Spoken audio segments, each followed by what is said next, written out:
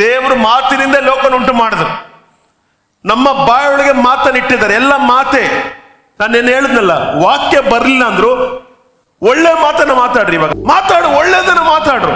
ನಿನ್ನ ಮುಂದೆ 1000 ನೆಗೆಟಿವ್ ಬರ್ತಾ ಇರ್ಬೋದು, ಆಗಲ್ಲ, ಯೋಗಲ್ಲ, ಅದೆಲ್ಲ ನೀನು ಮಾತು, ಅದಲ್ಲ. ಅಲ್ಲಿ ಯುದ್ಧ ಭೂಮಿನಲ್ಲಿ ಕಂಪ್ಲೀಟ್ ಆಗಿ ಗೋಲಿಯಾತನ ಬಗ್ಗೆನೇ ಮಾತು. ಅವನು ಚಿಕ್ಕಂದಿನಿಂದ ಯುದ್ಧ ವೀರ. ಯಾರು ಹೇಳ್ತಾರೆ ಇದನ್ನ? ರಾಜ ಹೇಳ್ತಾ ಇದ್ದಾರೆ. ಜನಗಳೆಲ್ಲ ಯಾರ ಬಗ್ಗೆ ಮಾತಾಡ್ತಾ ಇದ್ದಾರೆ? ಯಾರ ಬಗ್ಗೆ ಮಾತಾಡಬೇಕಾಗಿತ್ತು? ಸೈನ್ಯಗಳ ಕರ್ತನ ಬಗ್ಗೆ ಮಾತಾಡುವಾಗ ಪರಲೋಕದ ಸೈನ್ಯ ಇವ್ರಿಗೆ ಕೆಲಸ ಮಾಡ್ತಿದೆ.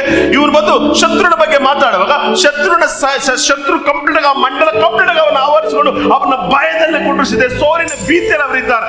ಇದು ನಮ್ಮ ಕುಟುಂಬಗಳಲ್ಲಿ, ನಮ್ಮ ಜೀವಿತಗಳಲ್ಲಿ ಯಾರ ಬಗ್ಗೆ ಮಾತಾಡಿದೆ? ನಮ್ಮ ದೇವ್ರ ಬಗ್ಗೆ ನಾವು ಮಾತಾಡ್ತೀವ? ನಾನು ಮುಂದೆ ಹಿಂಗ್ ಇರ್ತೀನಿ ಅಂತ ಮಾತಾಡ್ತೀವ? ನಮ್ಮ ಮಕ್ಕಳು ಹಿಂಗ್ ಇರ್ತಾರ ಮಾತಾಡ್ತೀವ? ಇಲ್ಲ, ಮಾತಾಡ್ಬೇಕು.